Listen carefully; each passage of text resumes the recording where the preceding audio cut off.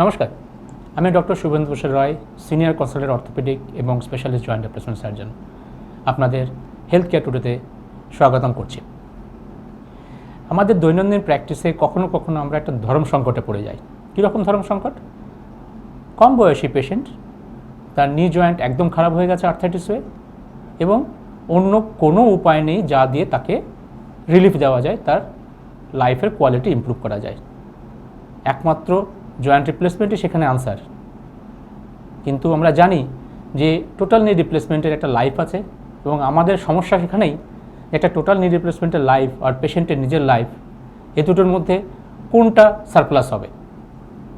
আমরা চাই না যে কম বয়সী পেশেন্টের নি রিপ্লেসমেন্ট করে এবং তার অ্যাক্টিভ লাইফের মধ্যেই আরেকটা রিভিশন সার্জারি হোক।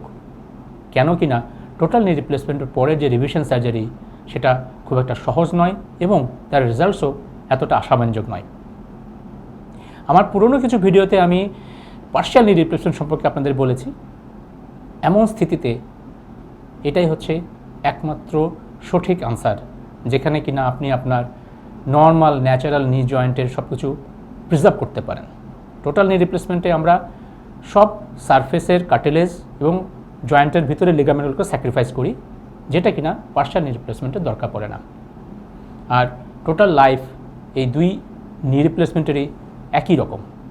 অতএব যখন একটা রিভিশন সার্জারির দরকার পড়বে পার্শিয়াল নি রিপ্লেসমেন্টের পরে, সেই ক্ষেত্রে আমাদের কাছে পেশেন্টের সব ন্যাচারাল বোন এবং লিগামেন্ট বেঁচে আছে, এবং পার্শিয়াল নি রিপ্লেসমেন্টকে টোটাল নি রিপ্লেসমেন্টে কনভার্ট করা একটা টোটাল নি রিপ্লেসমেন্ট থেকে সেকেন্ড রিভিশন সার্জারি যেতে অনেক অনেক সহজ।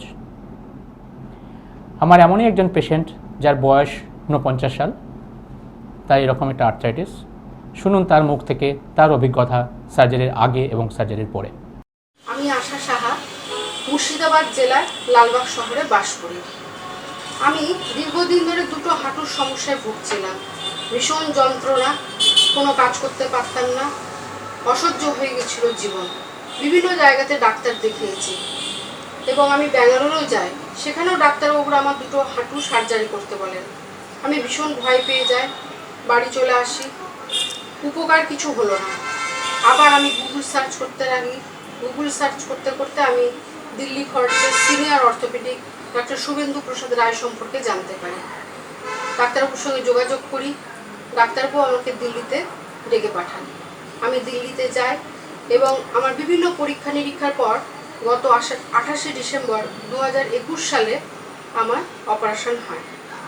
অপারেশনের 10 দিন পরে আমি দিল্লি থেকে মুর্শিদাবাদে ট্রেনে করে ফিরে আসি। শুধু তাই নয়, আমি স্টেশনের যে ওভারব্রিজ, সিঁড়ি ভেঙে একা একা পার হই এবং আমি আজ খুব আনন্দিত। আমি আজকে একটা সুস্থ জীবন পেয়েছি। আমি বর্তমানে খুবই ভালো আছি। আমার কোনো ব্যথা যন্ত্রণা কিছু নেই।